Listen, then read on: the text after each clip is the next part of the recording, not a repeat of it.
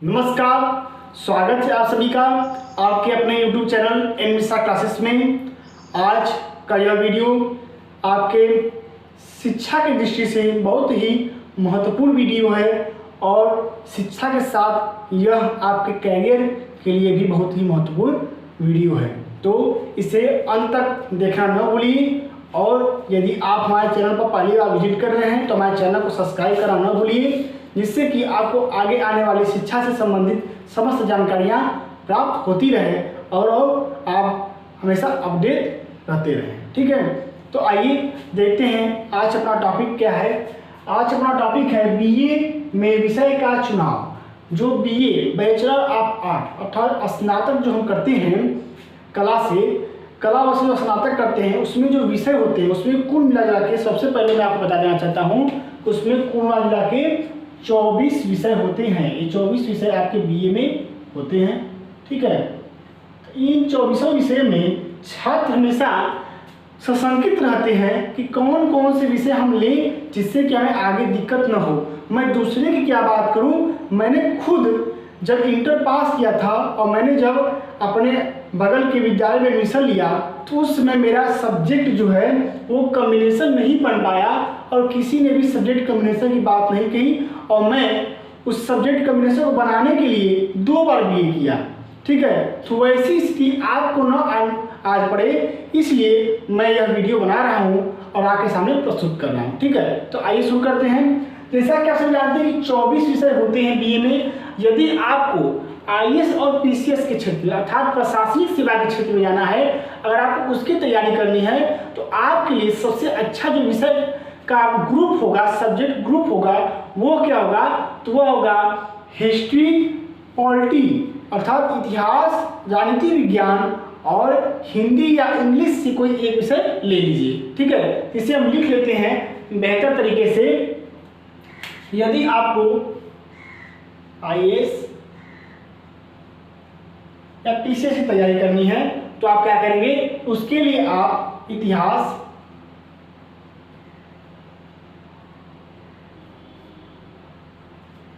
उसके बाद इतिहास आप एक विषय ले सकते हैं। मैंने जैसा कि आपको बताया अभी राजनीति विज्ञान। ठीक है, इतिहास, राजनीति विज्ञान,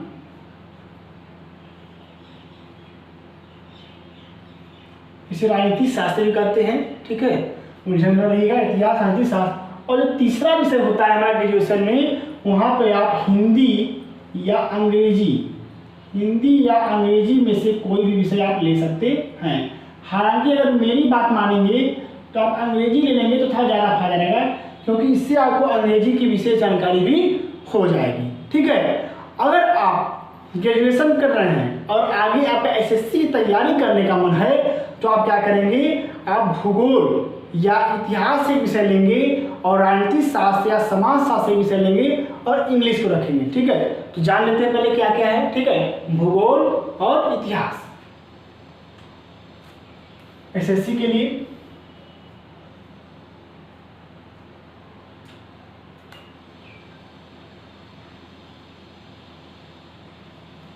भूगोल या इतिहास की बात मैं इसलिए यहाँ पे कर रहा हूँ क्योंकि आपके एसएससी में जो जीके जीएस से प्रश्न आते हैं, वो जो जीएस से अधिकतर प्रश्न रहते हैं वो हमेशा भूगोल और इतिहास से रहते हैं। ठीक है, उसके बाद आप राजनीति,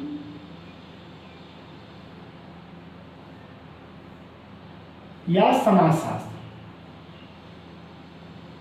अगर आप राजनीति व समाजशास्त्र लेते हैं तो आपका जरूर फायदा होगा एसएससी की परीक्षाओं के लिए। और इसके साथ में हिंदी की यहाँ न प्रेफर करके मैं इंग्लिश कहता हूँ कि आप अंग्रेजी लीजिए। ठीक है, आप अंग्रेजी लेंगे क्योंकि आपने एसएससी का जब भी पेपर दिया होगा तो आपने देखा होगा कि वहाँ पर अंग्रेजी के ही प्रश्न अधिकतर पूछे जाते हैं। ठीक है, तो आप वहाँ पर क्या करिए, आप हमेशा वहाँ पे इंग्लिश का चुनाव करिए इन तीनों विषयों में।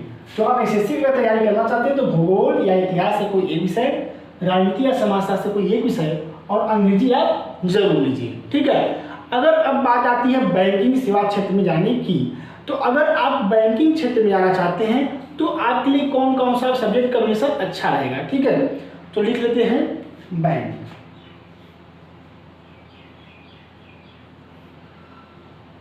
बैंकिंग। ठीक है, तो यहाँ पे आपके लिए भूगोल,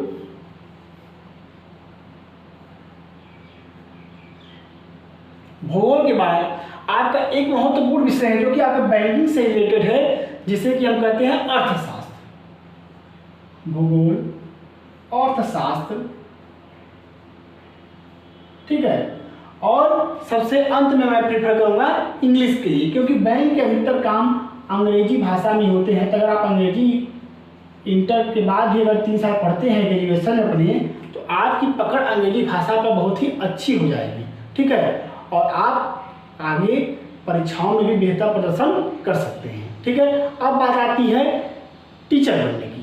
ठीक है, अध्यापक। अध्यापक के लिए क्या करेंगे? TEACHER। ठीक है, यहाँ बहुत महत्वपूर्ण होता है विषय का कॉम्बिनेशन, क्योंकि मैंने अभी पिछला जो वीडियो बनाया था TGT और PGT में, TGT के लिए, सॉरी PGT नहीं, TGT के लिए सब्जेक्ट कॉम्बिनेशन क्या होना चाहिए। तो यदि आप सब्जेक्ट कॉम्बिनेशन को फॉलो करते हैं तो आपको TGT में भी दिक्कत नहीं होगी। ठीक है, तो इसके लिए होगा आपके लिए सबसे अच्छा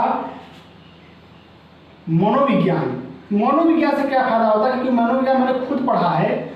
तो जब मैंने इंटर में तो मनोविज्ञान पढ़ा नहीं था, मैं साइंस का छात्र था। उसके बाद मैं जब गया BA में मनोविज्ञान पढ़ने, तो मुझे 1 हफ्ते समझ नहीं आया। 1 हफ्ते बाद मुझे समझ में आना शुरू हुआ, और इतने अच्छे समझ आया कि आज मैं खुद BA 3rd सेमेस्टर का छात्र हूँ, और मुझे मनोविज्ञान समझने में थोड़ी भी कठिनाई नहीं होती है। क्योंकि मनोविज्ञान में एक पार्ट आता है बाल मनोविज्ञान, गर्मी थोड़ी ज़्यादा आज है। ठीक है, तो एक पार्ट आता है बाल मनोविज्ञान। बाल मनोविज्ञान में क्या होता है कि आपको बालकों के व्यवहार के बारे में अध्ययन करने का मौका मिलता है, और बालकों को आपको पढ़ाना है तो बालक क्या व्यवहार करते हैं और क्या हाव भाव होता है, यह आपको बहुत अच्छे से समझ में आ जाएगा। ठीक है, तो आइए देखते हैं मनोविज्ञान। इसके बाद है भूगोल।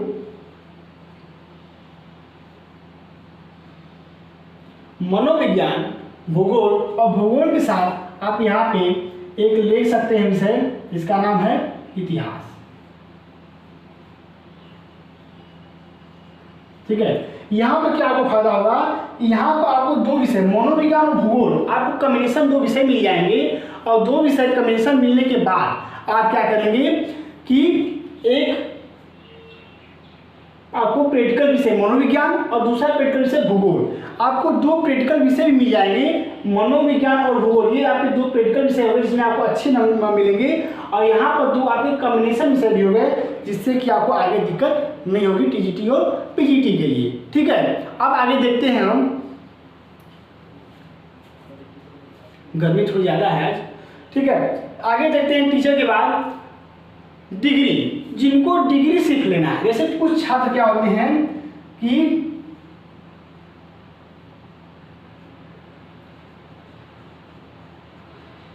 कुछ छात्र क्या होते हैं, उन्हें सिर्फ डिग्री से मतलब होता है, उन्हें बाकी अपने पढ़ाई से मतलब नहीं होता है। ठीक है, तो उनके लिए क्या फायदा है, तो उसमें जो होता है, मैं बता रहा था कि जिनको भी डिग्री लेना है, जैसे जो पॉलिटेक्निक कर चुके हैं छात्र, ठीक है, या ITI कर चुके हैं, कोई प्रोफेशनल जॉब कर रहे हैं, उन्हें सिर्फ डिग्री से मतलब है कि जैसे किसी को दरोगा की भर्ती देखनी है, तो सिर्फ वहाँ पर डिग्री से मतलब होता है कि उसको ग्रेजुएशन होना चाहिए।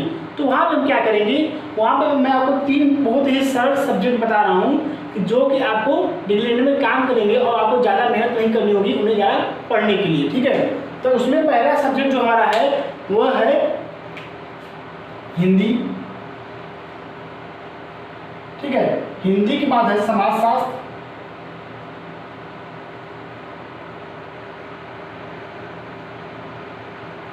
ठीक है, हिंदी, समाजशास्त्र, और एक लास्ट में हमारा विषय आता है इतिहास। ठीक है, इतिहास सब्जेक्ट जब ले लेंगे हम, ठीक है, या फिर हम यहाँ पे राजनीति विज्ञान ले लेंगे, तो इतिहास या राजनीति विज्ञान अगर हम ले लेंगे तो हमें कोई भी समस्या नहीं आएगी डिग्री लेने में, क्योंकि ये दोनों ही विषय बहुत ही आसान होते हैं। अगर हम GK GS पढ़ते हैं तो वहाँ पर किसका अध्ययन करते हैं, इतिहास का। ठीक है, वहाँ पर किसका अध्ययन करते हैं हम, इतिहास का। और राजनीति विज्ञान जो है, अगर हम अखबार में पढ़ते हैं तो समझिए कि राजनीति विज्ञान का ये अध्ययन करते हैं, वह राजनीति विज्ञान का एक हिस्सा है। ठीक है, तो इतिहास या तो राजनीति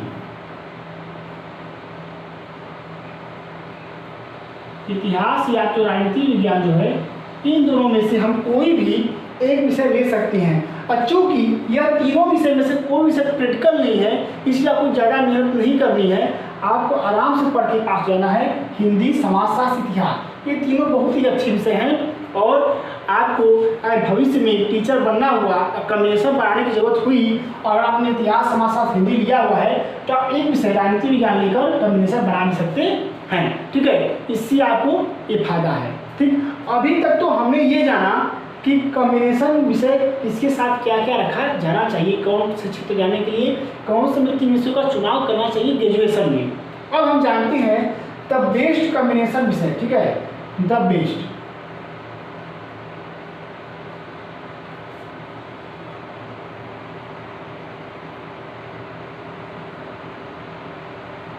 द बेस्ट कम्युनिकेशन सब्जेक्ट। ठीक है, तो द बेस्ट कम्युनिकेशन सब्जेक्ट में क्या क्या आएगा?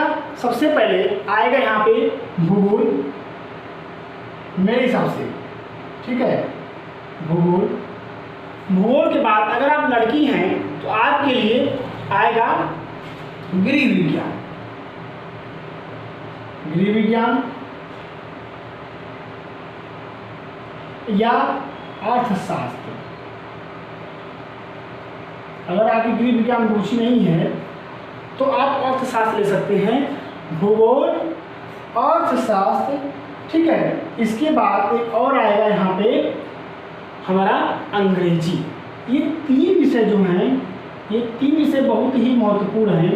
या अगर हम ये नहीं लेना चाहते हैं तो हमारे पास एक और कम्युनिकेशन विषय है, इतिहास, भूगोल और मनोविज्ञान। मनोविज्ञान, क्योंकि मैं सबको यही प्रीफर करता हूँ कि इतिहास, भूगोल और मनोविज्ञान ही आप लीजिए। क्यों लीजिए, इसका मैं कारण आपको बताता हूँ। क्योंकि अगर आप टीचिंग लाइन में जाते हैं तब वो मनोविज्ञान काम देगा। अगर आप IAS की तैयारी करते हैं तो वहाँ पर इतिहास और भूगोल भी आपको काम देंगे। ठीक है, यदि आप किसी कॉम्पिटिटिव एग्जाम की तैयारी कर रहे हैं तो वहाँ पर भी आपको इतिहास और भूगोल काम देगा।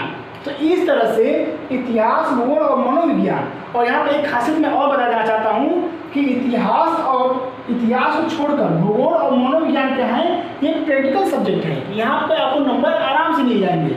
उसके बाद ये जो मनोविज्ञान और भूगोल विषय हैं, ये बहुत ही शिक्षा की दृष्टि से महत्वपूर्ण विषय है। ठीक है, तो इस तरह आपका BA में विषय का चुनाव का वीडियो अगर आपको अच्छा लगा हो, हमारे चैनल को लाइक करिए, सब्सक्राइब करिए और बेल आइकन को दबाना बिल्कुल ही न भूलिए। जय हिंद, जय भारत।